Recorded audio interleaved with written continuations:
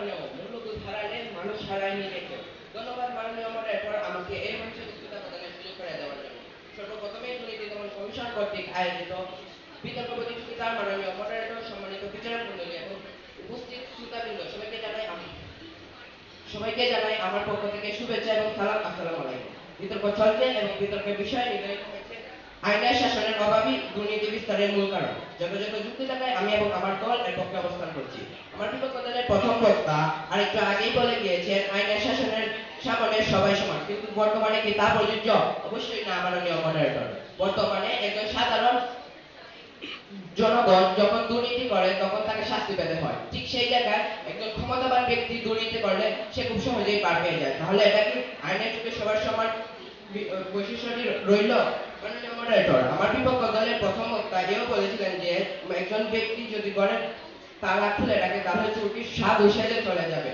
আমার বিপক্ষ দলের কাছে প্রশ্ন রাখতে চাই, মানুষ কতটা পাগল হলে নিজের ঘরের তালা খুলে রাখবে? মাননীয় মডারেটর, যদি আইন শাসনের অভাবে দুর্নীতির একমাত্র বা মুখ্য কারণ হতো, তাহলে পৃথিবীর সব দেশে কি শক্তিশালী আইন থাকলে দুর্নীতি সম্পূর্ণরূপে বিলুপ্ত হয়ে যেত না? বাস্তবতা তা বলে না। কারণ দুর্নীতির শিকড় শুধু আইনের দুর্বলতার নয়, মানুষের মানসিকতা, সামাজিক মূল্যবোধ, অর্থনৈতিক বৈষম্য এবং রাজনৈতিক সংস্কৃতির গভীরেও প্রকৃত। মাননীয় মডারেটর, আইন মানুষের আচরণ নিয়ন্ত্রণ করতে পারে কিন্তু মানুষের বিবেককে নিয়ন্ত্রণ করতে পারে না। একজন ব্যক্তি ঘুষ নেওয়ার আগে আইন বই খুলে দেখে না, সে নিজের স্বার্থ, রূপ ও সুযোগের হিসাব করে। সুতরাং দুর্নীতির সূচনা মানুষের মানসিকতা থেকে, আইনের দুর্বলতা থেকে নয়। এখন আমার বিপক্ষ দলের কাছে প্রশ্ন, আপনারা কি প্রতিটি মানুষের মনে মনে আইন শৃঙ্খলা বাহিনী নিয়োগ করবেন? উত্তর দিয়ে যাবেন। মাননীয় মডারেটর, আমাদের দেশে বেকারত্ব বেশি, সুযোগ সীমিত, আবার বৈষম্য তীব্র। এরকম দেশগুলোতে মানুষ দ্রুত সুবিধা পাওয়ার জন্য অনৈতিক পথ বেছে নেয়। এসব দুর্নীতি আইন দূর করতে পারে না। প্রয়োজন দেশের ভালো অর্থনৈতিক ব্যবস্থা। মাননীয় মডারেটর, আমাদের দেশের যতই আইন শক্ত করা হোক না কেন, যদি রাজনৈতিক সংস্কৃতির অপব্যবহার না থামে তাহলে কখনোই আমাদের দেশের দুর্নীতি দূর হতে পারবে না।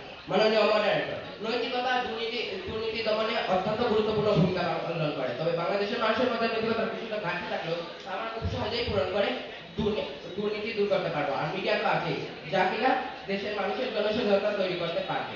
মাননীয় মডারেটর, দুর্নীতি একটি বহুমাত্রিক সমস্যা যার একমাত্রিক সমাধান কখনোই কাম হতে পারে না। আমাদের যেমন প্রতিদিন আমিষ, শর্করা, চর্বি সহ নানা প্রকার খাদ্য খেতে হয়, ঠিক তেমনি দুর্নীতি দমনেও আইনের পাশাপাশি নৈতিকতা, মানবিক মূল্যবোধ, জনসচেতনতা সবই প্রয়োজন। অর্থাৎ আমি দৃঢ়ভাবে বলছি যে আইনের শাসনের অভাবই দুর্নীতি বিস্তারের মূল কারণ।